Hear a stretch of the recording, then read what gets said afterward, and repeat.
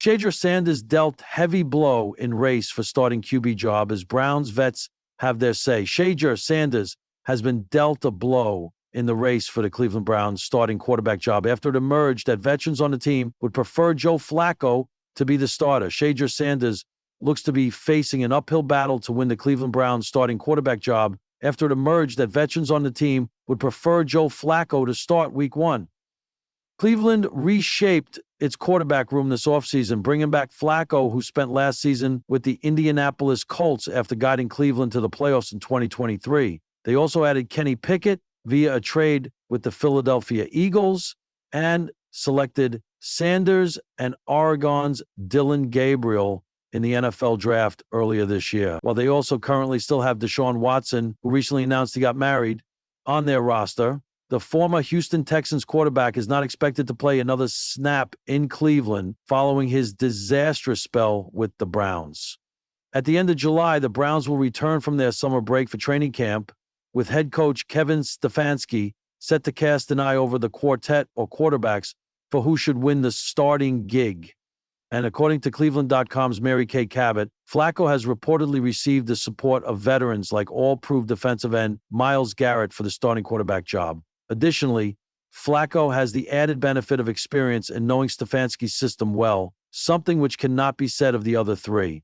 Cabot adds the Browns also hope to see a Sam Darnold-esque career revival from Pickett, whom they acquired from the Eagles earlier this year. For that to happen, Pickett would need to beat out Darnold and would need to play at a level he has never previously displayed at all in the NFL. Additionally, while Stefanski is an excellent play caller, the support system the Minnesota Vikings placed around Darnold last season was an elite one. Darnold, now of the Seattle Seahawks, was throwing to the NFL's best wide receiver in Justin Jefferson, while his number 2 receiver, Georgian Addison, also enjoyed a strong sophomore season.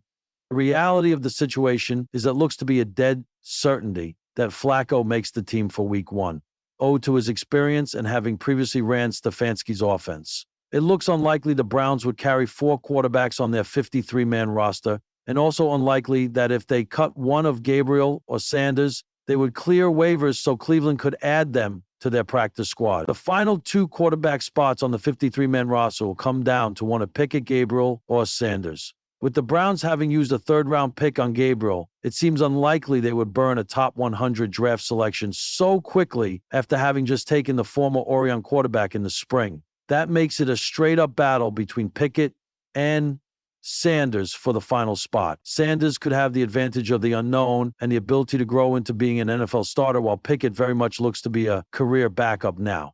However, in the event Flacco does go down injured, Stefanski may not feel comfortable starting Gabriel or Sanders, something which could lead to the latter being cut, with Pickett taking the final quarterback spot on the roster. The Cleveland sky hung heavy with gray as training camp hit its stride, and for Shedeur Sanders, the clouds above seemed to mirror the shift in tone on the field. Just weeks ago, the rookie quarterback had arrived in Berea like a whirlwind, cameras flashing, fans chanting his name, and jerseys already selling in the pro shop. The buzz around him wasn't just about being Deion Sanders' son. It was about the poise he showed at Colorado, the arm strength, the quick reads, the leadership. Many believe the Browns had quietly struck gold with the young QB prospect, but hype doesn't win locker rooms, and it doesn't impress veterans who fought, bled, and clawed their way into every snap they get. In the NFL, nothing is handed to you, and Shedeur Sanders was about to learn that the hard way. Campfire turns cold. For the first few practices, Shedeur had turned heads. He ran the offense smoothly with the second-team unit, delivered darts across the middle, and even scrambled for a few highlight-worthy plays. The energy was undeniable. Reporters whispered that he looked pro-ready. Social media ran wild with speculation. Could Shedeur Sanders challenge for the starting role faster than expected? But things shifted.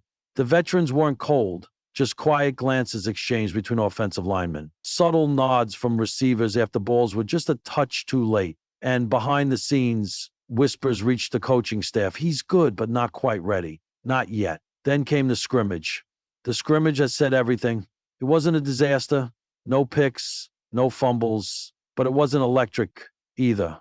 Shedeur played it safe. He hit the checkdowns, missed a wide-open post route, took 2 coverage sacks. And while he stayed composed, something scouts love. The performance lacked one thing NFL coaches crave more than anything: command. Veterans want to feel their quarterback owns the huddle, that his voice matters, that when the pocket collapses, he doesn't. Later that day, reporters caught wind of a team meeting, nothing official, just players talking. And in that room, the tone was set. "We like the kid," said one veteran lineman speaking anonymously. "But this is grown man football. He's got time. But we're trying to win now." A message sent loud and clear the next morning, the rotation changed. Shedeur was moved back to third-string reps. Not permanently. Coaches said they were evaluating depth. But in this league, actions speak louder than press conferences.